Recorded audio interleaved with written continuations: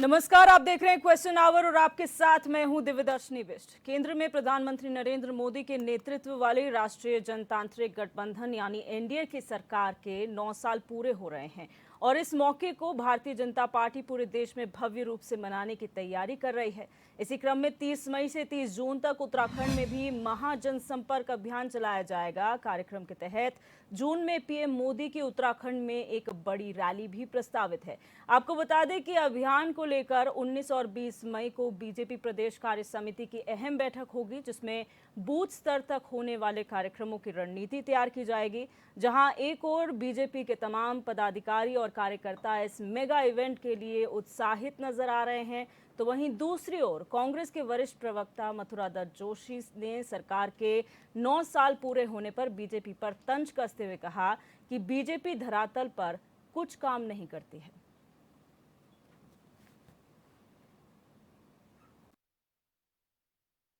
देखिए, अच्छी बात है। प्रधानमंत्री जी उत्तराखंड आ रहे हैं तो स्वागत करते हैं उनका। प्रधानमंत्री आते रहते हैं, बहुत बार आए हैं। तो लेकिन हमारा कहना ये है कि कम से कम जिन सांसदों ने जो गांव गोद लिए थे, उपलब्धि जहां तक भाजपा बताने की बात कर रही है, तो केवल ये तो बता दे कि क्या वो गांव लिए हुए गोद लिए हुए गांव अभी गोद में ही बैठे हैं या चलने फिरने लायक भी हो गए हैं। कम से कम भाजपा के सांसदों को या भारतीय जनता पार्टी को इस बात को स्पष्ट करना चाहिए। इन्होंने कहा था विधायक भी गोद लेंगे गांव, वो गांव कहाँ कहाँ खोए हैं, वो मिले कि नहीं मिले वो गांव, उनको भी ज़रा ढूंढ लें, उनको भी बता दें। और दूसरी बात कि वे 9 साल की 9 उपलब्धि बता दें हमारे लिए, वो क्या नया काम उन्होंने किया। जितने भी काम यहाँ हो रहे हैं वो सारे काम यूपीए की सरकार में हो रहे हैं। हाँ, फंडिंग इनके समय में हुआ है, या कोई बड़ा इंस्टीट्यूट इन्होंने यहाँ दिया, क्या आईआईएम हो, चाहे इंजीनियरिंग कॉलेज हो, या केंद्रीय इंजीनियरिंग कॉलेज बनाने की बात हो, तो क्या उपलब्धि बताएंगे। देखिए, भारतीय जनता पार्टी का पूर्व निर्धारित एक कार्यक्रम है, संपर्क और प्रवास कार्यक्रम। इस संपर्क और प्रवास कार्यक्रम के तहत पूरे देश में देश के यशस्वी प्रधानमंत्री नरेंद्र भाई मोदी जी की रैली होनी है, जनसभा होनी है, वर्चुअल भी होनी है, और वो उन प्रदेशों में जाकर रैली भी करने वाले हैं। इस कार्यक्रम के अंतर्गत अपने प्रदेश के सभी नेता, सभी पदाधिकारी, सांसद, विधायक, सभी लोगों को संपर्क और प्रवास करना है। तो नरेंद्र भाई मोदी जी के इस रैली से, उत्तराखंड में आने से कार्यकर्ताओं का जोश तो बढ़ेगा ही बढ़ेगा। यहाँ की जनता में भी उत्साह रहता है, क्योंकि नरेंद्र भाई मोदी जी का प्रधानमंत्री के रूप में भी उत्तराखंड राज्य की जनता से विशेष लगाव रहा है और यहाँ के विकास कार्यों के प्रति उनकी चिंता रहती है। तो आपको बता दें कि 30 मई को माफ कीजिएगा, मोदी सरकार के 9 साल का कार्यकाल जो है वो पूरा होने जा रहा है और पूरे देश में तमाम कार्यक्रम प्रस्तावित हैं। प्रदेश में भी पूरा जोरों शोरों से तैयारी की जा रही है। मेगा इवेंट के तौर पर इसे देखा जा रहा है, जहां 30 मई से लेकर 30 जून तक कई कार्यक्रम प्रस्तावित है। खुद जून के महीने में प्रधानमंत्री नरेंद्र मोदी का एक ग्रैंड कार्यक्रम जिसे कह सकते हैं वो उत्तराखंड में भी प्रस्तावित है। तमाम कार्यकर्ता पदाधिकारी बूथ स्तर तक कार्यक्रम की तैयारी कर रहे हैं। मीटिंगों का दौर भी यहाँ पर शुरू होगा। 19 और 20 को यहाँ पर मीटिंग होनी है और पूरी रणनीति, पूरा कार्यक्रम कैसे चलेगा, क्या कार्यक्रम किए जाएंगे, इसको लेकर चर्चा और विचार विमर्श किया जाएगा। जहां पर एक और Bharatiya Janata party full mode में नजर आ रही है इस मेगा इवेंट के लिए, तो वहीं पर कांग्रेस की बात की जाए तो कांग्रेस भी अभी भी आरोप लगा रही है कि जो मोदी सरकार का ये कार्यकाल रहा है वो कहीं ना कहीं सक्सेसफुल नहीं रहा है, क्योंकि मोदी सरकार ने धरातल पर कोई काम नहीं किया है। ये कांग्रेस के आरोप हैं। लेकिन भारतीय जनता पार्टी हर जो इवेंट को है मेगा इवेंट बनाने की कोशिश करती है और ये तो 9 साल का कार्यकाल जो है वो पूर्ण हो रहा है मोदी सरकार का, तो अपने आप में ग्रैंड इवेंट है और 1 महीने तक लगातार कई कार्यक्रम यहाँ पर प्रस्तावित हैं।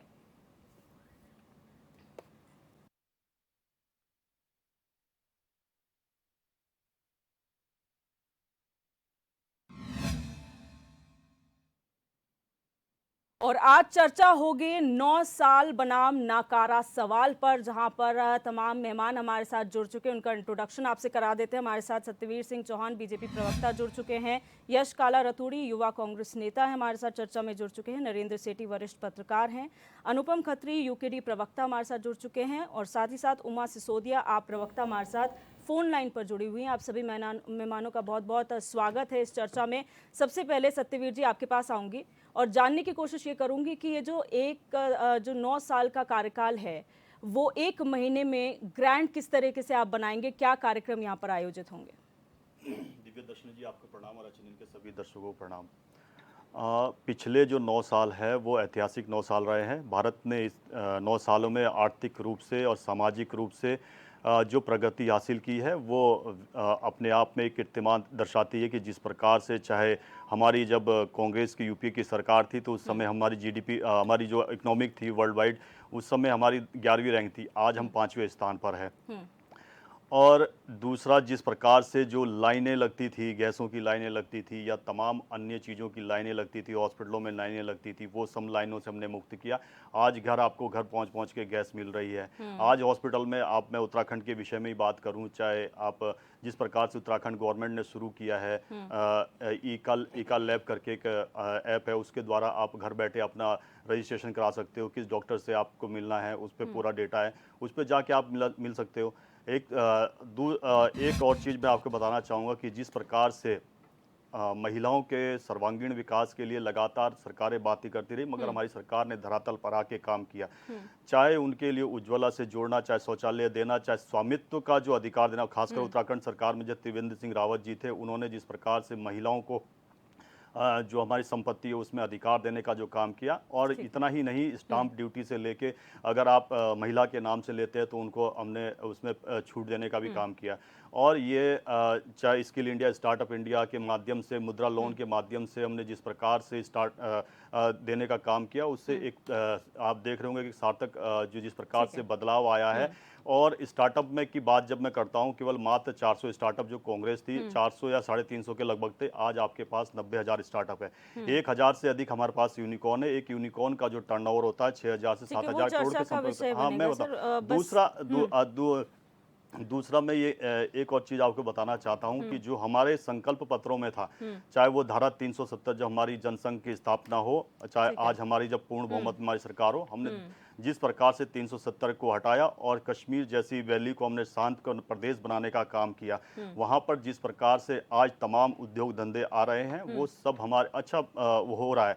और एक चीज़ बताऊँ, हमारे ऊपर कटाक्ष लगाए जा रहे थे, चाहे अमर फारूक अब्दुल्ला हो, जब वहाँ के इसको खत्म कर देता हूँ, फिर इसको 5 सेकंड क्या बोलेंगे सर? पूरी बहुत कुछ है 9 साल में। अरे 9 साल में आपका समय कम बच जाएगा दिव्य दर्शनी जी, और भी मेहमान है, और भी मेहमान है सर।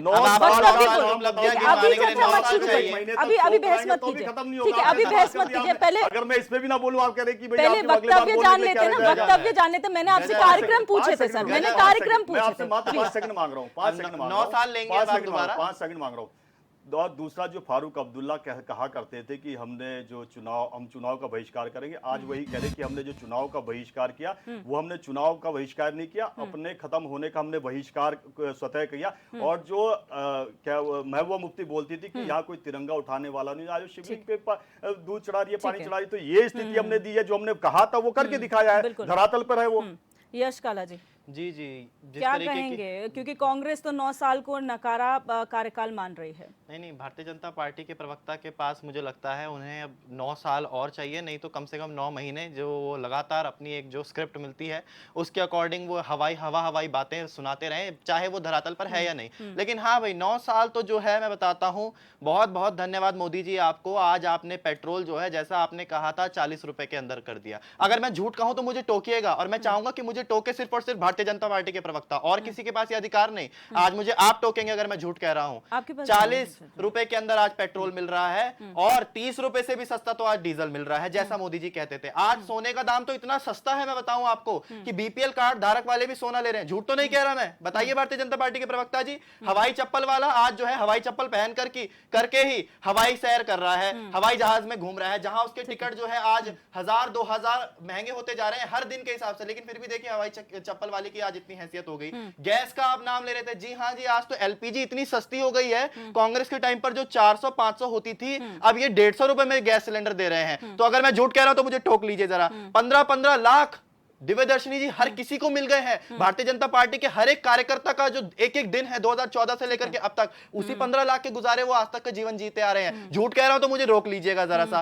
काला धन जो है ये लेकर के आ गए भाई, जो कहते थे कि काला धन अगर वापस आ जाएगा देश की अर्थव्यवस्था दुगनी हो जाएगी। कौन सी अर्थव्यवस्था दुगनी होगी जरा बताइए। और अगर मैं झूठ कह रहा हूं, नहीं कहा था तो मुझे टोकिए जरा सा। 2 करोड़ रोजगार देने की बात कही थी ना, नहीं, आप लोग तो आज जो है 125 करोड़ रोजगार हर दिन के हिसाब से दे रहे हैं। इस तरीके की आपकी बातें होती है। झूठ कह रहा हूं तो जरा मुझे रोकिए। और अगर आपको लगता है ये कटाक्ष मार लिए हैं यश, वो शायद बहुत उत्सुक होंगे सत्यवीर जी जवाब देने के लिए, लेकिन पहले सबसे वक्तव्य ले लेते। मैं पहले वक्तव्य ले लूं सबसे, सबका ले लो। क्यों आप घबरा रहे हो? घबराना तो उनको चाहिए। घबरा मैं नहीं रही हूं सर, मेरे पास और भी गेस्ट हैं। कांग्रेस और बीजेपी के अलावा भी विपक्ष यहाँ काफी है। कांग्रेस और भारतीय जनता पार्टी के अलावा भी हमारे पास मेहमान है सर। आप चिंता क्यों कर रहे हैं? आपके पास आप ही पे है पूरी डिबेट सर, आप ही को जवाब देने हैं। आप ही, मैं क्यों घबराऊंगी सर? हम तो पत्रकार हैं, पत्रकार कहाँ घबराते, पार्टियां घबराती हैं। ठीक है, अनुपम खत्री जी, ठीक है, आप दोनों शांत हो जाइए। अनुपम खत्री जी, कोयला घोटाले वो सर बंद आप होने क्या चाहिए। कहेंगे उनको जिस घबराना तरीके चाहिए, से आप क्यों घबरा रहे हो? 9 साल का ये जो कार्यकाल रहा है, आप भी विपक्ष में, किस तरीके से देखते हैं इस 9 साल के कार्यकाल को? क्या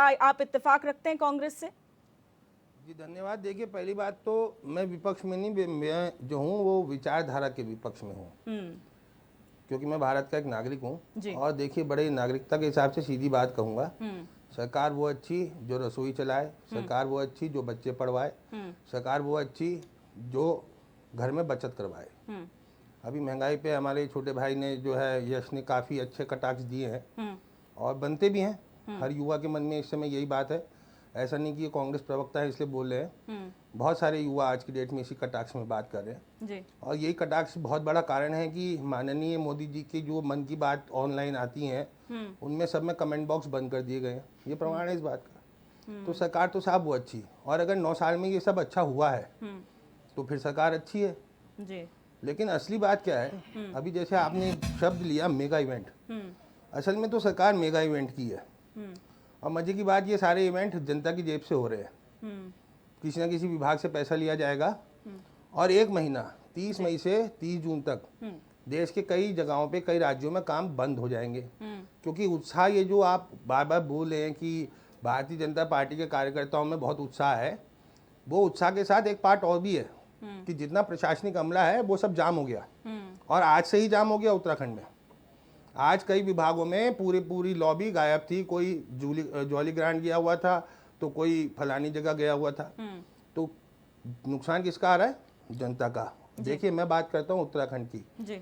मैं इस समय उत्तराखंड का जो है प्रतिनिधित्व तो एक तरीके से कर रहा हूँ, लोग मुझे मानते हैं इस तरह से। तो साहब, उत्तराखंड की तो हालत हमने लगातार देखी है कि यहाँ पे जो महिलाओं को सशक्त करने की बात करते हैं, बेटियों की जघन्य हत्याएं होती हैं जी। और दोषियों को अगर दोषियों को सजा के लपेटे में लेना भी पड़ता है तो वो ऐसा होता है कि जैसे मुर्दे के सर से बाल उतार दिए। ठीक है, मुर्दा वहीं रहता है, वजन बराबर रहता है। और ऐसे कई सारे एग्जाम्पल है, बोलने आऊंगा तो डिबेट लंबी हो जाएगी। ठीक है सर, मैं और इसके अलावा एक जो सबसे अहम बात, हमारे भाई साहब ने बहुत सारी उपलब्धियां बताई, भाजपा प्रवक्ता जी ने। घर बैठे गैस मिल जाती है। तो मैं जब 10th क्लास में था गैस लेने लाइन पे जाता था, लेकिन जब मैं 12th क्लास में आया तब मेरे घर में गैस होम डिलीवरी होती थी और बहुत सारे घरों में। तो ये प्रकरण बहुत पहले से शुरू हो गया था। ठीक है, और समय के साथ ये चीज़ें बढ़ती हैं। अब मैं और दूसरे गेस्ट पे जाऊंगी सर। चर्चा का विषय ये है, उस पर भी चर्चा करेंगे, जवाब देंगे सत्यवीर जी। उमा सिसोदिया जी, अगर आप मुझे सुन पा रही हैं, आपका क्या वक्तव्य है 9 साल के कार्यकाल में प्रधानमंत्री नरेंद्र मोदी का और उनकी सरकार का? उमा जी, आप सुन पा रही हैं मुझे? तो उनसे संपर्क नहीं हो पा रहा है। सेठी जी, तब तक मैं आपके पास आऊंगी। सर, जिस तरह से कहा जा रहा है, उमा जी आप सुन पा रही हैं मुझे? हाँ, बिल्कुल आपकी आवाज आ रही है। बिल्कुल, माफ कीजिएगा सेठी जी, पहले उमा जी के पास चले जाते हैं। उमा जी बताएं, वक्तव्य रखें मैम अपना, क्या मानती हैं? सभी प्रवक्ताओं की यहाँ पर बात सुनी। ऑब्वियसली जो बीजेपी के प्रवक्ता हैं वो अपनी पार्टी की उपलब्धियां गिनाएंगे और विपक्ष जो है एक अपना जो विपक्ष का जो कार्य है कि वो पार्टी की जो बीजेपी नहीं कर पाई है या जो बीजेपी की तरफ से गलतियां हुई हैं उनकी तरफ ध्यान आकर्षित करने की कोशिश करेंगे। जी। लोकतंत्र की यही खूबसूरती है कि हम आमने सामने बैठते हैं और मुद्दों पर बात करते हैं। लेकिन मैं अभी कांग्रेस के जो प्रवक्ता मेरे भाई छोटे भाई ने बताया कि किस तरीके से महंगाई बढ़ी है, मैं उसी में अपने वक्तव्य को आगे बढ़ाऊंगी। महंगाई तो चरम पर पहुंची हुई है। इसमें बहुत सारी चीजें हैं जो अभी यश ने बताई हैं कि ये हाल इस समय हमारे पूरे देश का हो चुका है। लेकिन मेरे लिए जो सबसे ज्यादा चिंता का विषय है वो है कि पिछले 9 साल में हमारा जो सांप्रदायिक सौहार्द था वो जिस तरीके से बिगड़ा है वो सबसे बड़ी चिंता का विषय है। हम लोग फिल्मों पे डिबेट करते हैं, हम लोग फिल्म के एजेंडे को प्रधानमंत्री जी आगे बढ़ाते हैं, तो बड़ा दुख होता है कि एक देश का प्रधानमंत्री, बीजेपी का नहीं, मैं देश का प्रधानमंत्री, मैं दिल से नरेंद्र मोदी जी को इस देश का प्रधानमंत्री मानती हूँ क्योंकि हमारी देश की जनता ने उसको उनको चुना है, स्वीकार किया है। तो हम लोग उनसे ये उम्मीद करते हैं कि वो पूरे देश के बारे में बात करेंगे। लेकिन बड़ा दुख होता है कि जब वो किसी वर्ग विशेष को टारगेट करके बात करते हैं। ये देश के प्रधानमंत्री का जो पद है, जो ओहदा है, उसके अनुरूप मेरे को उनका जो वक्तव्य है वो समझ नहीं आता। जी, ठीक है। हर समय चुनावी मोड में रहना, हर समय आप बिल्कुल स्टेज पर चढ़े रहकर बात करते हैं, तो एक बड़े व्यक्तित्व के सामने बड़ा छोटा और बड़ा बोना हो जाता है। ठीक है। तो मैं समझती हूँ कि ये सबसे ज्यादा हिंदुस्तान को जो नुकसान हुआ है पिछले 9 सालों में वो ये हुआ है कि हम लोगों ने अपने जो सांप्रदायिक सौहार्द था उसको कहीं ना कहीं छिन्न भिन्न किया। ठीक है, सेठी जी आपका वक्तव्य सर। देखिए, मुझे लगता है कि जैसे पार्टियों को एक बहुत बड़ी गलतफहमी रहती है चुनाव के समय पर कि हम लोग अगर रैलियां करेंगे, चिंतन शिविर करेंगे या मंथन शिविर करेंगे और चिंतन शिविर लगाएंगे तो उससे मतदाता का मन बदल जाएगा। जबकि ये एक बिल्कुल इस तरीके से होता है जैसे स्कूल समय पर कई बच्चे की लड़ाई होती है तो कोई किसी को पीट देता है, थप्पड़ मार देता है, तो उसको वो थप्पड़ याद रहता है हमेशा के लिए कि उसके सबकॉन्शियस माइंड में, सबकॉन्शियस माइंड जो होता है अवचेतन मन जिसको कहते हैं हम लोग, अवचेतन मन में वो ध्यान रखता है इस बात को। वो कांग्रेस लाख समझाए कि आपने ऐसा भ्रष्टाचार किया है, लेकिन अगर भारतीय जनता पार्टी ने जो सड़कें बनाई हैं उन सड़कों पर जितनी देश की जनता निकल रही है वो उसको नकार नहीं सकती, वो नहीं सुनेगी, किसी भी दल की नहीं सुनेगी कि भारतीय जनता पार्टी ने ये काम नहीं किया। और अगर महंगाई बढ़ी है तो भारतीय जनता पार्टी लाख समझा ले, कांग्रेस हो चाहे कोई हो, उनको कुछ एफर्ट करने की जरूरत नहीं है। जनता का जो निर्णय होता है, 5 साल जनता हाईजैक रहती है और ये जो 1 महीने 2 महीने होते हैं चुनाव के, उसमें जनता हाईजैक करती है नेताओं को और वो अपना जब निर्णय देती है तो उस समय अच्छे के पसीने निकल जाते हैं और यही समय, यही दौर आने वाला है। और मुझे लगता है कि जब तक आंखें खुलेंगी नहीं तब तक दोबारा जो एक प्रचंड बहुमत जो होता है ना वो कभी कभी आपको आपे से बाहर कर देता है। तो उससे बचने के लिए जब तक जनता की नकेल कसने को आएगी तब तक ये परिणाम सामने आएंगे। बिल्कुल सत्यवीर जी, आप बहुत उत्सुक थे सभी का जवाब देने के लिए, सभी का वक्तव्य आपने सुन लिया, इसीलिए मैं आपसे कह रही थी कि मैं घबराई नहीं हूँ, पहले सबके वक्तव्य सुन लीजिए, शायद आप जवाब देने उसमें बेहतर समझेंगे। जितने कटाक्ष यहाँ पर मारे गए हैं उसका जवाब दे दीजिए। कटाक्ष कौन मार रहा है? जो ऊपर से नीचे आकंठ में पर भ्रष्टाचार में डूबे हुए तो वो कटाक्ष मार रहे हैं। आज की वो भ्रष्टाचार की डेमोक्रेसी है सर, कटाक्ष मारने का, बोलने का सबका अधिकार है। 4 लोगों के जवाब देने हैं मुझे, आपकी भी जवाब देने हैं, 5वें आप भी हो। तो जो आकंठ में डूबे थे नभ से लेके और आपके सबमरीन घोटाले से लेके अगस्ता वेस्टलैंड से लेके आदर्श सोसाइटी से आप लेके, उनकी मत गिनाइए ना सर, अपना बोल दीजिए प्लीज। मैं आपकी डिबेट वहीं ले जा रहा हूँ, वहीं ले जा रहा हूँ। आपको सवाल, एक मिनट, विपक्ष का आप फिर समय चला जाएगा, फिर समय चला जाएगा। इनकी उपलब्धियों पर बात है, आपके लिए विपक्ष चैलेंज का है। काम, अगर हिम्मत है तो हमसे बिना क्या चैलेंज करोगे? हमें जो कहते थे कि 370 धारा कब हटेगी, 370 धारा हटा दी और कहते थे कि तारीख नहीं बताएंगे, राम मंदिर बनाएंगे, तारीख नहीं बताएंगे, वो तारीख भी बता दी और वो राम मंदिर भी बन रहा है। अब कहाँ चले गए वो? एक मिनट सर, आप अपनी 9 साल की उपलब्धियां गिनाइए ना, उनके कार्यकाल की जो है फेलियर्स मत गिनवाइए। हाँ बता रहा हूँ, महंगाई की बात कर रहे थे ना ये। जब कोविड जैसी वैश्विक महामारी आई, विश्व के अंदर बड़े से बड़ा देश आज जिस प्रकार से आर्थिक रूप से जूझ रहा है ना, भारत उसी स्थिति में आज 11वें नंबर से 5वें नंबर में इकोनॉमी पहुंचा है। और छोड़ दीजिए, जुम्मा जुम्मा सरकार हिमाचल में आई है, अभी पेट्रोल डीजल की बात कर रहे थे कांग्रेस के प्रवक्ता, शायद ये मुझे लगता है कर्नाटक में केवल क्या हुआ? अपने बीजेपी कार्यालय से बाहर नहीं उसमें निकल पाते, वहां पर जैसे ही सरकार बदलती है, सुन कहा मतलब कांग्रेस जैसी कांग्रेस वहां आती है अरे भाई और सुनिए मेरी बात, कांग्रेस सुनिए। आती है आप थोड़े जैसे confused लग रहे हैं। 7 थोड़ी रुपए जरा clarity तो ले आइए, तब जाकर बोलिए ना। जाइए, अभी आपका ही बता रहा हूँ, 7 रुपए आपके थोड़ी सुखराम जी clarity ने लेकर के बढ़ाया, आइए ना। सुखराम जी ने थोड़ा बढ़ाया, देखिए हमने नहीं कुछ बढ़ाया। मिला होगा भाजपा कार्यालय से, कुछ तो आया ठीक है, होगा, ठीक है, मोदी जी का एक फरमान। मिनट, एक मिनट, हाँ। सुखी नहीं, आपके जो 7 रुपए बढ़ाए हैं, तब महंगाई कहाँ चली गई थी? और सबसे ज्यादा अगर महंगाई है तो वहां कहाँ? राजस्थान में, जहाँ पे 2 सौतेले भाई आपस में लड़ रहे हैं, गहलोत जी और दूसरे कौन है? वहाँ ये सचिन नहीं देख रहे पायलट जी, 500 सचिन के पायलट अंदर जी सिलेंडर आपस मिल में रहा लड़ रहे है। हैं। वहाँ ये नहीं देख रहे जो आप नहीं कर पा रहे हैं, और वो हमारी एक सरकार मिनट, कर रही ठीक है, है। अपनी उपलब्धि चिरंजीवी गिनाइए। स्वास्थ्य योजना दे रही है, बीमा एक करवा बार रही है उनको सुन गरीबों लेते का, हैं, गरीबों यश को हर उनको महीने यश पैसे उनको दे रही सुन है। लेते हैं ना पहले, फिर डीरेल हो जाती है डिबेट। आप उन्हें सुन लीजिए। वो गरीबी टवाते नहीं, मगर एक परिवार ठीक है। किस प्रकार से पीतल का व्यापारी से लेके डीएलएफ का मालिक बन जाता है और किस प्रकार से वो पूरी की पूरी जमीन ठीक है, हड़प लेता है, आप बर्बाद बन जाता है, अपनी पूरी उपलब्धियां बात गिनाइए, कुछ सर। नहीं है, यहाँ वो पर तो किसी कथा को- ठीक है। किसी ने देखा सुनाते तो रहेंगे, आपको लगता है जनता उससे ठीक है, सुनवा एक नहीं। मिनट, एक बात मिनट। आज आप सबका जवाब सुन दीजिए। लीजिए ना, सुन लीजिए। आपकी पार्टी का कोई एक भी नेता महंगाई का मुंह नहीं बोल रहा है। कहाँ गए वो प्रधानमंत्री जी, कहाँ गए वो मोदी जी, गुजरात के वो मुख्यमंत्री, गुजरात का वो चमचमाता चेहरा जो खुद को समझता था, जो प्रधानमंत्री को दिन रात गरियाते थे। ठीक है, आप दोनों शांत हो आज जाइए। वो प्रधानमंत्री जी न बेटियों के सम्मान की कोई बात कर रहे हैं, न प्रदेश की न देश की और प्रदेश की महिलाओं की ठीक है, सुरक्षा की बात कर रहे हैं, ना उनकी महंगाई। ठीक है, सुन लीजिए, सुन लीजिए। यश प्लीज सुन लीजिए, आपको भी उसमें से कुछ मटीरियल मिल जाएगा। ठीक है, आप ठीक है। बिना कांग्रेस का नाम लिया अगर अपना वक्तव्य रख सकते तो दीजिए ना। वही बता रहा हूँ, वही बता रहा हूँ। अपना बताइए ना। अरे आप दोनों लड़ना बंद करिए प्लीज। अरे अपना बताइए। अरे मैं चैलेंज कर रहा आप हूं, दोनों ऐसे लड़ते रह जाएंगे। पार्टी का प्रवक्ता कांग्रेस का नाम लिए बिना अपनी उपलब्धियों की गिनवा दें। यश प्लीज, आप प्लीज उनको सुन। सर प्लीज अपनी प्रवक्ता कह रहे थे ना कि गैस घर पहुंच जाती है, गैस उस समय पहुंचती थी ब्लैकमेलिंग की। अगर यूकेडी वालों को ब्लैकमेलिंग में पसंद थी तो शायद लगता है कि उसी दौर में जाना चाहते हैं, मगर जब तक भारतीय जनता पार्टी की सरकार है कि 1 पैसे की ब्लैकमेलिंग नहीं होगी और प्रधानमंत्री को बोलने के लिए होना पड़ेगा कि दिल्ली से एक बात चलता है तो 85 पैसे। मतलब आप ये कह रहे हैं खुले मंच पे कि मैं ब्लैकमेलर हूँ? नहीं, आप क्या कह रहे हैं मैं ब्लैकमेलर हूँ?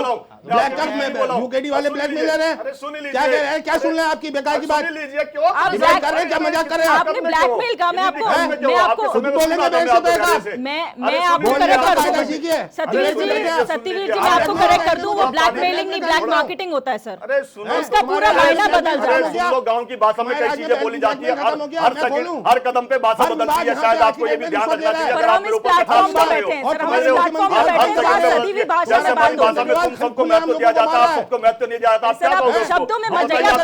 एक बार बताइए, एक मिनट अनुपम खत्री जी सर, एक मिनट एक शब्द से सर आपका अनर्थ हो सकता है। एक मिनट सर एक बात सुनिए सत्यवीर जी, एक सेकंड लूंगी मैं सर, एक सेकंड लूंगी आपको करेक्ट करने के लिए। सत्यवीर जी एक सेकंड लूंगी, अर्थ का अनर्थ हो सकता है एक बात से।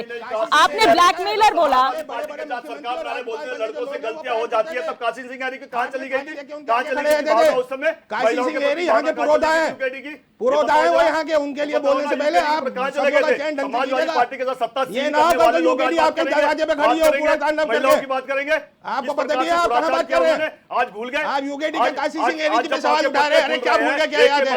आप वर्तमान की बात कीजिए, दूसरों पे कीचड़ उछाल के अपनी डकैती के आप दोनों को रोकना चाहूंगी सर, चर्चा भी हम आगे जारी रखेंगे सर। सत्यवीर जी एक मिनट, अनुपम जी प्लीज शांत हो जाइए सर, मैं आप दोनों को रोकना चाहूंगी। फिलहाल यहाँ रुकेंगे एक छोटे से ब्रेक के लिए। ब्रेक के उस पार भी लगातार हम चर्चा करेंगे कि आखिर ये 9 साल का कार्यकाल कितना समृद्ध रहा है बीजेपी के लिए, और जो कांग्रेस सवाल उठा रही है कि कोई काम नहीं हुआ है उसके बारे में भी जानने की हम भारतीय जनता पार्टी के प्रवक्ता से कोशिश करेंगे। आप बने रहिए हमारे साथ। 9 साल का कार्यकाल जो पूर्ण हो रहा है 30 मई को, उसके लिए ग्रैंड तैयारियां की जा रही हैं, मेगा इवेंट किया जा रहा है और कांग्रेस ये कहती है कि बीजेपी धरातल पर कुछ नहीं करती। हमारे मेहमान लगातार हमारे साथ बने हुए हैं। सत्यवीर जी अपनी बात पूरी करें प्लीज। आम आदमी पार्टी के प्रवक्ता कह रहे थे कि सौहार्द होना चाहिए, सौहार्द होना चाहिए, मतलब इतना दम लगा रहे थे कि सौहार्द बोलने में भी उनको एक उभास सी जैसे बोलते हैं ना, उतना लगा रहे थे। उनको सौहार्द उस समय ने देखा जब दिल्ली के अंदर दंगे हो रहे थे, उत्तराखंड का दिलावर नागरिक भी उसने अपनी जान खोई। पहली बार किसी दंगे में अगर आईबी ऑफिसर ने जान दी तो अंकित शर्मा ने जान दी। और दूसरा बात कर रहे थे कि महंगाई हो गई। अरे जो अरविंद केजरीवाल बोलते थे कि जिस लंगोटी में आया हूँ उसी लंगोटी में रहूंगा, 4 कमरे में रहूंगा। अरे हमने तो यही सुना है कि वो संजय जो इनके पार्टी के जो राज्यसभा सांसद है उन्होंने कहा कि प्रेस कॉन्फ्रेंस में कि हमने तो जो उनके जो पर्दे आए हैं दीवारों के लिए, वो दीवारों छत की दीवारें की गिर रही थी, वो वियतनाम से मंगाई है। हमने तो पहली बार ऐसी सिविल इंजीनियरिंग दिखाई है कि वियतनाम से 10 लाख के पर्दे आ रहे हैं, 4 अपार्टमेंट को तोड़ के आप उनको उनकी कमियां क्यों गिना रहे हैं? आप अपने कार्यकाल गिना दीजिए ना सर, अपने कार्यकाल की उपलब्धि गिना दीजिए। उनकी कमी नहीं, उनको जनता ने पहले नकार रखा है यहाँ पर मैंने दिया। अरे उनको उनका कसूर नहीं है, चैलेंज तो हमने दिया, कांग्रेस का नाम मत लीजिए। अब डाइवर्ट कैसे करेंगे वो? अब वो प्रदेश नहीं, वो तो दिल्ली जाएंगे, दिल्ली से प्यार है जिन्हें भाई। का कोई चैलेंज नहीं है। करप्शन की चैलेंज की ओवरऑल की बात की जा रही है, ओवरऑल की बात की जा रही है। हमारा कोई आपसे चैलेंज करप्शन की बात नहीं हो रही है सर, यहाँ पर ओवरऑल ग्रोथ की बात हो रही है, काम की बात हो रही है। विपक्ष को तो ऑलरेडी नकार चुकी है जनता, तो इसीलिए तो आपको 11वें नंबर पे थे हम इकोनॉमी में और 5वें नंबर पे आगे। क्या आपको ग्रोथ नहीं दिखती है? आप ये नहीं देख आप बताइए, ये ग्रोथ नहीं आपको दिखती है? चरम पर है। महंगाई बताई ना मैंने आपको, आपको बताई ना हिमाचल में 7-7 रुपए बढ़े, सरकार बनते ही 7-7 रुपए बढ़ गए। और सबसे ज्यादा अगर महंगा पेट्रोल और डीजल है तो राजस्थान सरकार में कांग्रेस की गवर्नमेंट के अंदर है। और झारखंड के अंदर America, China, Russia, Britain, Italy, एक आईएएस ऑफिसर को तक जेल तक जाना पड़ा, ये बात आगे हुआ करते थे। और दूसरा हमने सबसे के दौर से जूझ रहे थे, लेकिन भारत सोने की चिड़िया की तरह अपने गौरव में जिस प्रकार की सरकार दी है, करप्शन की सरकार की, क्या आपको लगता है, आपको लगता है कोई करप्शन आप साबित कर पाए? आप ये बताइए, डेफेमेशन केस आपने लगा दिया, बताइए ना, आप ये कह सकते हैं, एक मिनट, 50 करोड़ की गर्लफ्रेंड, इस तरह की बातें प्रधानमंत्री जी अपने सार्वजनिक मंचों पर कर रहे हैं। सत्यवीर जी एक मिनट, अच्छा आप दोनों शांत रहिए। सत्यवीर जी, जैसे मनीषा ने बोला था कि आप लोग एक दूसरे पर आरोप करते रहिए। एक मिनट, सत्यवीर जी, सत्यवीर जी आप मेरे को जवाब दीजिए। प्लीज शांत हो जाइए, एक मिनट, बाकी कैसे, एक मिनट, चाइना ने जो है भारत ने सुन लीजिए, सत्यवीर जी एक मिनट, आप दोनों शांत हो जाइए, आप दोनों शांत हो जाइए, एक मिनट। बाकी गेस्ट भी मौजूद है, इसको भूलिएगा मत, और आपकी बातें सुन नहीं पा रहे गेस्ट, ना हम सुन पा रहे हैं। मैं आपसे सिर्फ एक बात पूछना चाहती हूँ, आपने कहा करप्शन में कोई कंपटीशन नहीं है, क्या आप दावे के साथ ये बात कह सकते हैं कि आपकी सरकार में करप्शन नहीं है, जीरो करप्शन है? जिस जीरो टॉलरेंस की पॉलिसी की आप बात करते थे, क्या आप 100% उस पर खरा उतरे हैं? सुन लेना, आपके बताओ, एक बताओ, आज पहले भी पैसा आता था सेंटर से, आज भी पैसा सेंटर से आता है। पहले आपको क्या भाषण सुनने को मिलते थे? ये कोडेड बयान है, हमारा दिया हुआ बयान नहीं है। राजीव गांधी का जो कहते थे 1 रुपया चलता है तो 85 राज्य तक पहुंचते पहुंचते 15 पैसे पहुंचता है, बाकी 85 पैसे कहाँ जाता था? क्या गांधी परिवार के पास जाता था?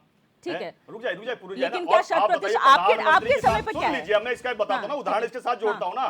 प्रधानमंत्री किसान निधि अगर चलती है केंद्र से, अगर सुदूरवर्ती क्षेत्र अगर उत्तरकाशी पिथौरागढ़ में बैठा व्यक्ति है तो सीधा उसके खाते में जाती है। 6,000 चलता है तो 6,000 उसके खाते में पहुंचता है। ये वो इस प्रकार से नहीं होता कि 1 रुपया चलता है तो केंद्र राज्य तक पहुंचते पहुंचते 15 पैसे। और सुन लीजिए, अब बाकी योजना भी सेना पे भी आता हूँ ना, जो सेना लगातार डिमांड कर रही थी कि हमारे जो विमान है उड़न खटोला की तरह गिरते जा रहे हैं, पुलवामा में डिमांड कर रहे थे कि पुलवामा में विमान भेजिए, एयरलिफ्ट करना है उन्हें। सत्यपाल मलिक के खुलासे में क्या निकल कर आया? तुम चुप रहो। प्रधानमंत्री जी मोदी जी ने ये कहा उन्हें कि आप अभी चुप रहिए, एयरलिफ्ट जो हुआ जो नहीं हो पाया उसकी बात मत कीजिए। एक मिनट, हमें इसका चुनाव में क्रेडिट लेना है। सुन लीजिए प्लीज, अच्छा, फिर आप भी काउंटर कीजिए। उड़न खटोला करके जो गिर रहे थे, 2 मोर्चों पे हमने लड़ाई लड़नी है, ठीक है। आप देख लीजिए, राफेल आता तो किस प्रकार से सुप्रीम कोर्ट में जाते हैं राहुल गांधी, और वहां पर किस प्रकार से माफीनामा लिखते हैं कि कोई भी घोटाला नहीं हुआ है। अब आ जाओ आपका दूसरा सबमरीन। हमारे यहाँ के जो चीफ थे डीके जोशी जी, जो आज की डेट में उपराज्यपाल है, उन्होंने जब कई बार सेंटर को पत्र लिखा कि जो ये सबमरीन है, इनकी बैटरी की लगातार जो दुर्घटनाएं हो रही है, हमारे जवान मर रहे हैं, सबमरीन में आग लग रही है, और आप देखिए दुर्भाग्य देखिए इस देश का, उन्होंने उस सबमरीन को तो लाने का काम नहीं किया कि जिससे कि हमारी सुरक्षा तंत्र मजबूत हो सके। डीके जोशी से उन्होंने रिजाइन किया, एक ईमानदार और निष्ठावान और कर्तव्यनिष्ठ अधिकारी से। आप देखिए, और आज की डेट में देख लीजिए, हमारे ऊपर तुष्टीकरण का आरोप लगाते हैं। मैं आपको एक चीज बताना चाहता हूं, जो आईबी का ऑफिसर होता है ना, वो केवल मात्र 3 लोगों को रिपोर्ट करता है, प्रधानमंत्री, गृह मंत्री और राष्ट्रपति को।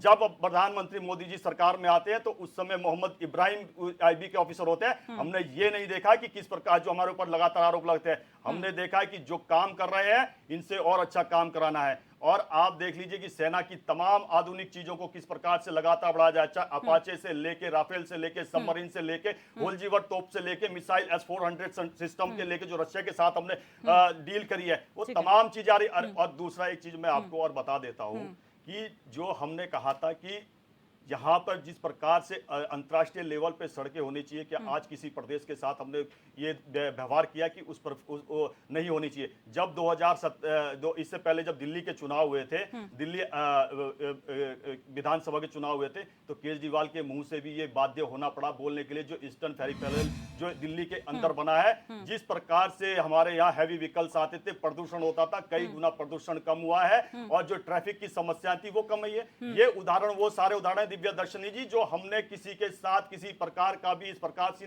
दृष्टि से नहीं देखा कि जैसे पहले की सरकार ने देखा। और हमने कोई भी एक ऐसी सरकार नहीं गिराई जिसके कहीं भी किसी तरह का राष्ट्रपति शासन लगाना पड़ा। हमने समान दृष्टि से सबको देखा है और समान दृष्टि से सबको हमने बजट आवंटित करने का काम किया है। ये मोदी जी का कहा है कि अगर एक राज्य पीछे रह जाता है तो भारत का सर्वांगीण विकास सुनिश्चित नहीं हो सकता। इसीलिए उन्होंने सभी राज्यों को साथ लेते हुए, चाहे वो आपका कच्छ से ले, चाहे आपका केरल से हो, चाहे आपका कश्मीर हो, चाहे आपका अरुणाचल प्रदेश हो, चाहे आपका वेस्ट बंगाल हो, सभी को साथ लेके चले हैं। यस, देखिए, हुआ वही जो मैंने पहले कहा, बिना कांग्रेस का नाम लिए अपनी उपलब्धियां गिना नहीं सकते। उपलब्धियां गिनाने के लिए कुछ है नहीं, तो झूठे फसाने तो यहाँ पर लगाने ही हैं। इतने भ्रष्टाचार के आरोप लगा रहे हैं, अरे कौन सा भ्रष्टाचार है जो आपने अब तक साबित कर लिया। एक डेफेमेशन केस में राहुल जी को जिस तरह से आप लोगों ने फंसाया है, क्या आप लोग नहीं समझते? क्या भाजपा का कार्यकर्ता नहीं समझता? क्या आज आम जनता नहीं समझती? या फिर वो लोग भी अच्छे से वाकिफ है कि ये क्या साजिश है और ये साजिश कौन कर रहा है? मैं तो कह रहा हूं ये उसको भी पता है जो भाजपा का एक आम कार्यकर्ता होगा या फिर जो कांग्रेस की विचारधारा से तालमेल भी ना खाता हो, उसको भी पता है। ये पूरी दुनिया जानती है कि किस तरह से राहुल जी को जब आप फंसाया लोग गया है। सवाल पूछते हैं सरकार से तो आपके सवाल को नाकारा साबित कर दिया जाता है। कहा जाता है कि कांग्रेस की आदत है आरोप लगाने की, इसमें कोई सत्यता नहीं है। फिर भी आप हमेशा सेम सवाल आप लोग उठाते रहते हैं। इसका फायदा क्या होता है आपको? देखिए, सबसे बड़ी बात है, सवाल को जिस तरीके से एकदम ही नकार देते हैं, यही तो इनकी अलोकतांत्रिकता है। इन्हें विपक्ष के सवाल मंजूर कहाँ हैं? और मैं तो कह रहा हूँ बोलती बंद करवा दीजिए विपक्ष की। अगर आप जो है खुले मन से आकर के प्रेस कॉन्फ्रेंस कर दे, अगर आप हर एक सवाल का ठोस जवाब दे देना, तो पूरा का पूरा विपक्ष चुप हो जाएगा और आपकी वाहवाही करेगा। आपके लिए अगर हम विरोध कर सकते हैं ना, तो आपका समर्थन भी कर सकते हैं, आपका हम एप्रिसिएशन भी कर सकते हैं, लेकिन यहाँ वहां की लगाने लग जाते हैं। आप देखिए ना, आज उत्तराखंड के परिप्रेक्ष्य में बात करूं, प्रधानमंत्री जी आ रहे हैं यहाँ पर, चुनावी अखाड़ा बनाकर रख दिया केदारनाथ को, यहाँ के ऋषिकेश में आ रहे हैं, जगह जगह आ रहे हैं। एक ऑक्सीजन प्लांट खोलने के लिए जो प्रधानमंत्री खुद आ रहे हैं, ये सोच लीजिए ना उसका क्या विकास का पैमाना रहेगा। आज तक कभी ऐसा हुआ कि एक ऑक्सीजन प्लांट खोलने के लिए प्रधानमंत्री को आना पड़ा? मां गंगा ने आपको बुलाया, हर बार आकर के बोलते हैं, लेकिन उसी मां गंगा के तमाम घाटों पर आप लोगों ने लाशों की ढेर लगा दी कोरोना काल में। वो भी जरा बोलिए ना आप। युवा की सोच भी तो सुन लीजिए जी। लेकिन अनुपम खत्री जी, जो बातें अभी सत्यवीर जी ने की हैं अपनी उपलब्धियों के नाम पर, कितना इत्तेफाक आप उस बात से रखते हैं? देखिए, मैं इत्तेफाक रखता हूँ नरेंद्र भाई की बात से। बिल्कुल, उन्होंने एक बड़ी संतुलित बात कही कि जो है उसे नकारा नहीं जा सकता। रोडें बनी है तो हम नकारते नहीं, धारा 370 भी हटी है, हम नकारते नहीं, राम मंदिर भी बड़ा भव्य बन रहा है, हम नकारते नहीं, लेकिन साथ में भ्रष्टाचार भी बहुत बड़ा है। अगर जीडीपी 11 से 5 ये बोल रहे हैं, तो कर्जा 55 लाख करोड़ था और आज 155 लाख करोड़ है। जब 2014 में ये चेंज हुआ था, ट्रांसफॉर्म हुई थी सरकार, तब 55 लाख करोड़ था और आज 155 लाख करोड़ है। तो 9 साल में 100 करोड़ का इजाफा। अगर घर कर्जदार बन रहा है तो आप कैसे कह सकते हैं कि हम बड़े मजे में हैं? कि आपको कर्जा लेके घी खाने की आदत है? और उत्तराखंड की हम बात कर ले तो आज औसतन 74,000 रुपये हर व्यक्ति यहाँ पे कर्जदार है। अगर आप उत्तराखंड में पैदा हुई हैं तो आप भी 74,000 रुपये की कर्जदार हैं। क्या आपने लिए ये 74,000 रुपये कभी? कभी आपने इस्तेमाल करे हैं ये पैसे? लेकिन अनुपम जी, सुनिए, ये सवाल तो आप लेकिन लोग लगाना- विपक्ष के तौर पर आप उठाते हैं, लेकिन नहीं, जब नहीं, जनता की ये बात करें, सवाल जनता तो विपक्ष कहती के- है कितना भी महंगा हो जाए, जो लोग कई लोग कहते हैं नहीं, जनता नहीं, वो पेट्रोल ट्रोलर- महंगा हो जाए कोई बात नहीं, मोदी जी कर रहे हैं ना, वो सब ठीक है। ट्रोलर जो इनके भाजपा ट्रोलर बहुत ज्यादा तादाद में थे वो कर रहे थे, और आज हकीकत ये है कि चुप कैसे रहें और सहें कैसे, ये सारे भाजपा वाले खुद भी जानते हैं। जब ये कैमरे से हटके बैठे होते हैं आपस में, जब हमारी बातें हो रही होती हैं, तो सबकी लाइन यही होती है, अनुपम भाई हालत तो वाकई बहुत खराब है, लेकिन कहें कैसे। और ये हालत हर कोई जानता है। मेरी बात अभी पूरी नहीं हुई है। देखिए, हम किसी भी बात से नकारते नहीं, लेकिन जब आपके ऊपर भी आज भ्रष्टाचार के आरोप आ रहे हैं, आपके ऊपर भी आज कानून की गलत व्यवस्थाओं के चार्ज आ रहे हैं, हमारे उत्तराखंड में खुद इतना होता है कि यहाँ एफआईआर दर्ज करने में आदमी के चप्पलें घिस जा रही हैं, उसकी सुनवाई नहीं हो रही, दिन दहाड़े इनके मंत्री रोड पे लोगों को मार रहे हैं। सुनिएगा पूरा। उमा सिसोदिया जी को भी मौका दे देते लाइन हैं, पूरी होने दीजिए। आप भी काउंटर कीजिएगा सर, एक बार उमा सिसोदिया जी का भी जान लेते हैं। उमा सिसोदिया, मेरा आपसे अनुरोध है दिव्या जी, मैं देखिए बोलता नहीं हूँ, मेरी लाइन पूरी होने दीजिए। जब तक लाइन पूरी नहीं होगी तब तक मैसेज पूरा नहीं जाएगा। सर प्लीज शॉर्ट में, तो प्लीज। शॉर्ट में ही कर रहा हूँ। अगर ये जब चार्ज आप पे लगते हैं तो क्यों आप कांग्रेस के पुराने कांड खोल के बैठ जाते हैं? क्यों आप ये क्या जताना चाहते हैं कि डकैती पहले एक बड़ी हुई है, अब हम डकैती करने लग गए, तो क्या गलती है हमारी? आप पे आज ये चार्ज लग रहे हैं। मैं यूकेडी में हूँ इसलिए नहीं कह रहा हूँ, मैं यूकेडी में इसलिए आया हूँ क्योंकि सब कुछ ये मेरे को दिखा है पहले होते हुए। एज ए जर्नलिस्ट भी मैंने देखा है, और सबसे पहले मैं खुद भारत का एक नागरिक हूँ। अगर मैं बात कर रहा हूँ तो नागरिकता के हिसाब से कर रहा हूँ। आप अपनी उपलब्धियां अगर गिनाते हैं, रोड की, राम मंदिर की, हम मानते हैं, लेकिन जब आपके करप्शन आ रहे हैं, आपकी गुंडाई सामने आ रही है, तो उसमें आप मुंह क्यों छुपा रहे हैं और दूसरी की गलतियां क्यों बता रहे हैं? ठीक है, उमा सिसोदिया जी, आप कितना इत्तेफाक रखती हैं सत्यवीर जी की बात से, क्योंकि वो जब भी बात करते हैं अपनी उपलब्धियां गिनाते गिनाते आप लोगों की भी नाकामियां गिना देते हैं। देखिए, सत्यवीर भाई क्योंकि बीजेपी के प्रवक्ता हैं, ऑब्वियसली तो वो अपनी पार्टी के बारे में जो भी उनको पॉजिटिव लगता है वो रखेंगे। अभी मैं सबकी बातें सुन रही थी, और मैं राहुल जी की भी बात यश भाई कर रहे थे। मैं सिर्फ एक बात कहना चाहती हूँ जिसको सत्यवीर भाई झुठला नहीं सकते हैं। मोदी जी के पहले कार्यकाल में हमारे आजाद हिंदुस्तान के इतिहास में पहला वो क्षण आया था जब सुप्रीम कोर्ट के 5 जस्टिस, चीफ जस्टिस मीडिया के सामने आते हैं और ये कहते हैं कि उनके ऊपर सरकार का दबाव है, हमें सही काम नहीं करने दिया जा रहा। आप समझ सकती हैं एंकर महोदया कि chief justice of supreme court का बाहर आकर अपनी बेबसी को प्रदर्शित करना क्या कहलाता है। यानी कि पूरा लोकतंत्र किसी एक पार्टी का, किसी एक व्यक्ति के हाथ में गिरवी हो गया है। चीफ जस्टिस तो हमारे यहाँ राष्ट्रपति जैसी भूमिका रखते हैं कि चीफ जस्टिस का मतलब है सुप्रीम कोर्ट की, कि वो सबको एक नजर से देखते हैं और एक कानून पूरे देश में बनाते हैं। वो व्यक्ति अगर आकर ये बोलते हैं बाहर मीडिया के सामने कि हमें काम नहीं करने दिया जा रहा, तो उसके बाद मेरे और आपके और सब विपक्ष के कहने के लिए कुछ रह ही नहीं जाता। ठीक है सेठी जी, सब दूध का दूध और पानी का पानी हो जाता है कि हमारी जो संवैधानिक संस्था, इस देश की जो सबसे बड़ी संस्था है, उसके लोगों के अगर इन्होंने हाथ बांध दिए तो उसके बाद तो यहाँ पर कुछ बचता ही नहीं है कहने को। ठीक है सेठी जी, आपके पास आऊंगी सर।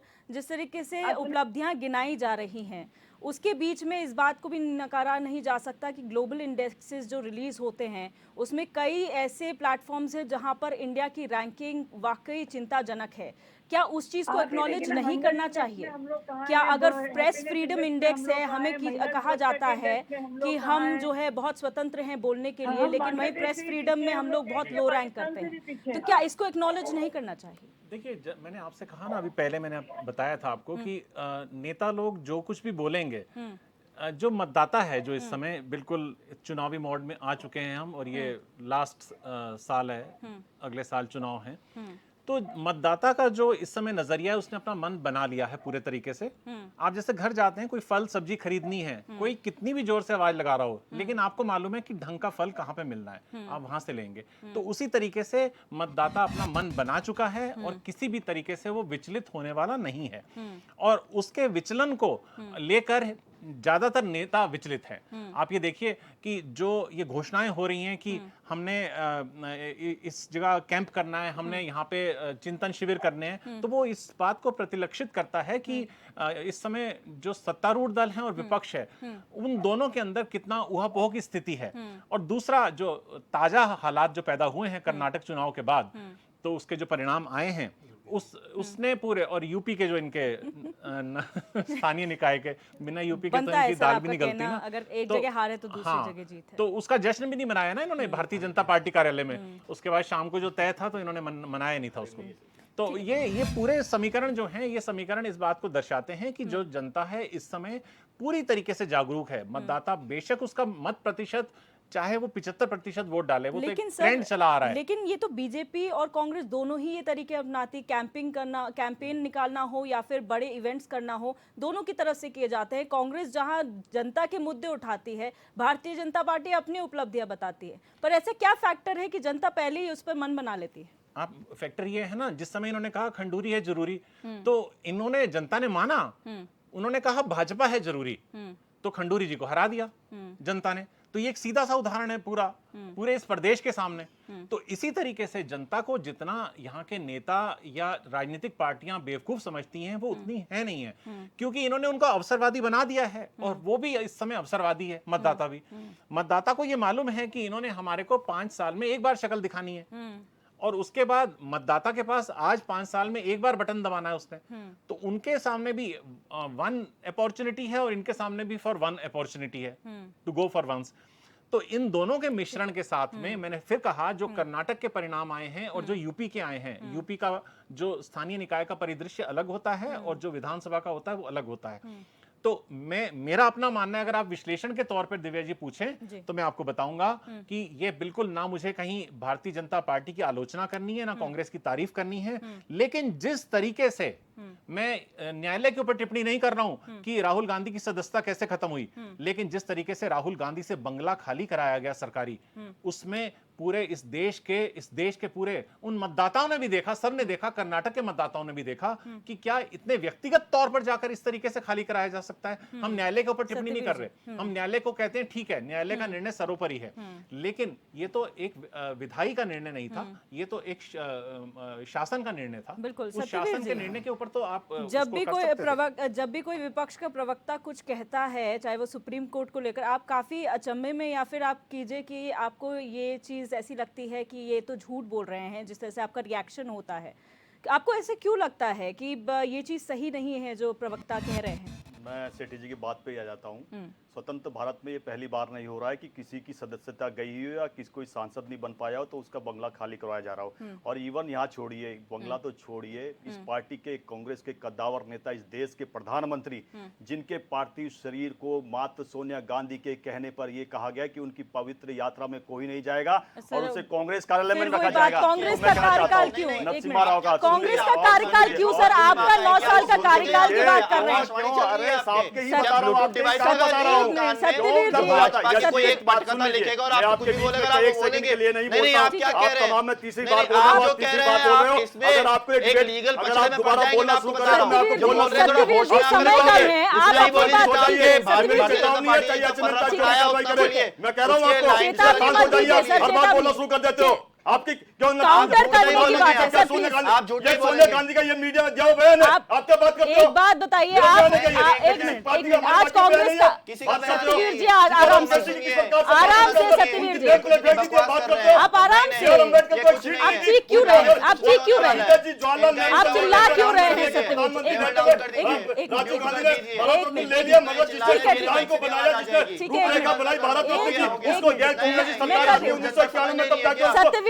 सत्यवीर जी, आज कांग्रेस का मुद्दा नहीं है, आज भारतीय जनता पार्टी का मुद्दा है। एक मिनट, आज भारतीय जनता पार्टी का मुद्दा है। आपकी उपलब्धियों पर बोलिए ना, देख रही है बौखलाहट आपकी यार। 4 राज्यों में आपकी टोटल और 2 से 4 राज्यों में आपकी भी है, और हमारी चुनी भी 4 राज्यों में भी है। बाकी जगह जहाँ आपकी है वो तो आपने चोरी डकैती करके जो खरीद फरोख्त करके सरकार बनाई है ना, वो है आपकी। 4 राज्यों में है, आप 4 राज्यों में नाम लीजिए, बाकी ना बोलिए। एक मिनट, सभ्यता की बात ना कीजिए प्लीज। आप लोग चिल्ला रहे हैं, आप दोनों लड़ते हैं, सभ्यता की बात नहीं, बीच में बोलने वाली बात नहीं। आप कांग्रेस के कार्यकाल पे क्यों जा रहे हैं? आपके कार्यकाल की 9 साल की बात हो रही है, आप उस पर रहिए ना। आप क्यों बीच में कौन से प्रधानमंत्री, क्या आप उस पर डिस्कस क्यों कर रहे हैं?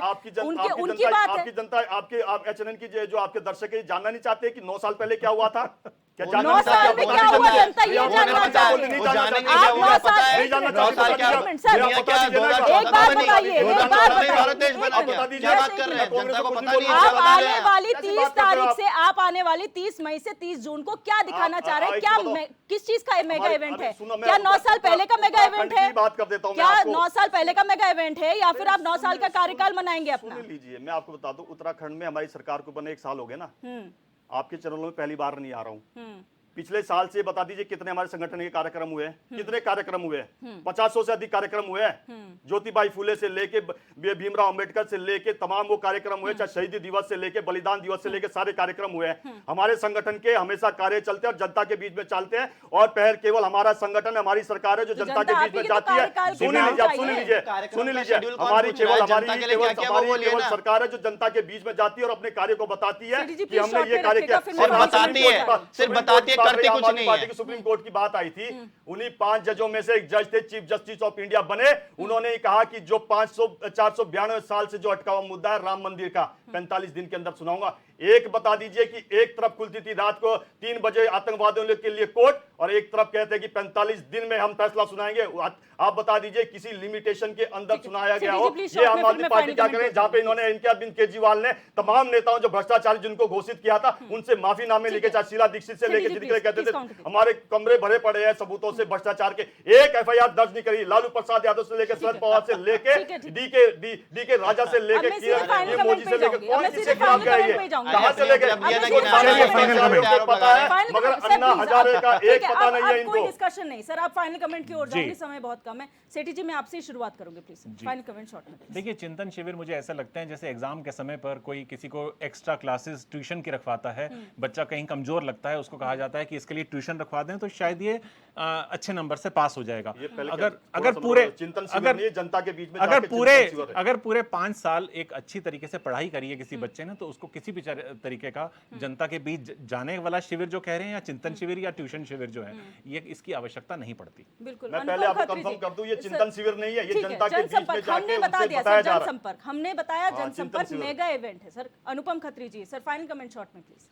देखिए, मेगा इवेंट आप इसे पहले, और ये मेगा इवेंट भी नहीं है जो आप कह रहे हो। मेगा इवेंट ही चल रहा है सर, सब जगह मेगा इवेंट है जी। इवेंट की सरकार है, चलन चला रहा होगा वो अलग विषय है। जनता का पैसा फूट रही है, ये भारतीय जनता पार्टी की सरकार। बड़े शॉर्ट में एक बात कहूंगा, अब 30 मई से 30 जून तक कोई काम नहीं हो, सारी जनता ये समझ ले कि अब कोई काम नहीं होने वाले किसी विभाग में, क्योंकि सारे विभागीय अधिकारी इस 30 जून की तैयारी में लगे रहेंगे उत्तराखंड में। काशी सिंह गहरी तोड़ना है यहाँ पर बैठे हुए sir, final comment Kashi Singh गहरी तोड़ना है, फाइनल कमेंट चल रहा है। अनुपम जी प्लीज अपनी बात पूरी करें। काशी सिंह गहरी नहीं है, फाइनल कमेंट है सर, बहस का टाइम, बोल रहा हूँ बीच में, बहस का टाइम, अब बहस के टाइम पे कोई कुछ नहीं बोलता ऐसे बोल रहा हूँ मैं भी।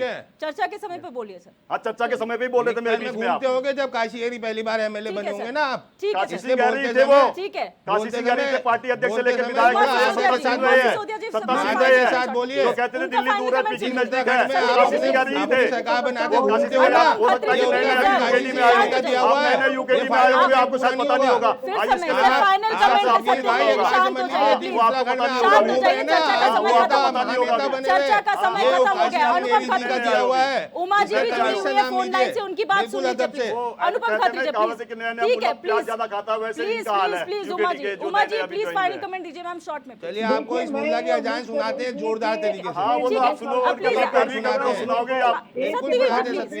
अनुपम जी करेंगे कि मीडिया के सामने एक प्रेस कॉन्फ्रेंस कर पाए, वो मन की बात। नहीं, हम नहीं करेंगे घोटालों की प्रेस कॉन्फ्रेंस। अरे सर, फाइनल कमेंट सुन लीजिए ना, फाइनल कमेंट सुन लीजिए सत्यवीर जी प्लीज। पहले प्रधानमंत्री ऐसे हैं जो आज तक कभी मीडिया के सामने नहीं आए, और 56 इंच की चौड़ी छाती मीडिया के सामने कहाँ पीछे रह जाती है, मेरी समझ से बाहर है। ठीक है, हाँ, हमारी समझ से ये भी बाहर है कि जब बालाकोट स्ट्राइक हुए थे, कह रहे थे कहाँ पे बम गिरे हैं, कौन से आतंकवादी मरे हैं, हमारे पास वो सीना नहीं है जो आपके पास सीना है। आप गलत टाइम पे काउंटर कर रहे हैं। तो काउंटर गलत कर रहा हूँ। अच्छा, फीडबैक टाइम पे आप बोलते तब आप क्यों नहीं बोलते हो? तो आप क्यों नहीं काउंटर करते जब वो भगाते इनके साथ? तो आप क्यों नहीं काउंटर करते? काउंटर कर रहा हूँ ना, क्यों? अब तो आप क्यों फीडबैक टाइम पे काउंटर नॉलेज होनी चाहिए। मैंने पहले ही बोला था। फाइनल कमेंट क्या होती है, ठीक है। प्रस्तावना आप- क्या होता है, आप चर्चा का समय क्या होता है, समझना चाहिए थोड़ा प्रस्तावना चलिए अब प्रस्तावना क्या होती है? सुनिए मेरी प्रस्तावना होती है आदर्श अब मेरी सोसाइटी बात घोटाला जो सुनिए। सेना को अरे रुक जाइए जरा, वो मैं जो बोलूं। उड़न खटोले गिर रहे थे, अब राफेल आए सर, हैं, म्यूट कर दीजिए, आए हैं, मुझे एश्योर कर दीजिए कि आप दोनों का ही फाइनल कमेंट देखिए, आएगा होता सर, है, आप चिंतन दोनों शिविर। आप दोनों का फाइनल कमेंट आएगा जब आपके समय पे जब बोल रहे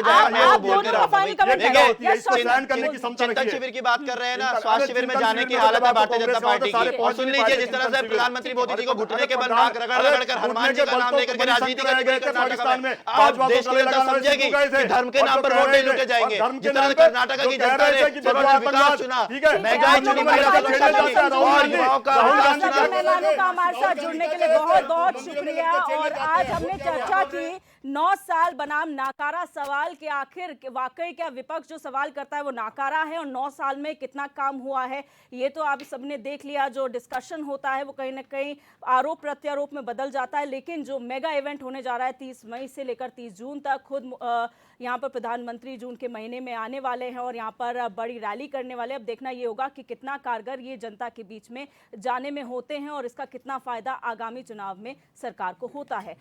फिलहाल क्वेश्चन आवर में मेरे साथ बस इतना ही। आप देखते रहिए HNN 24/7 जुनून सच दिखाने का।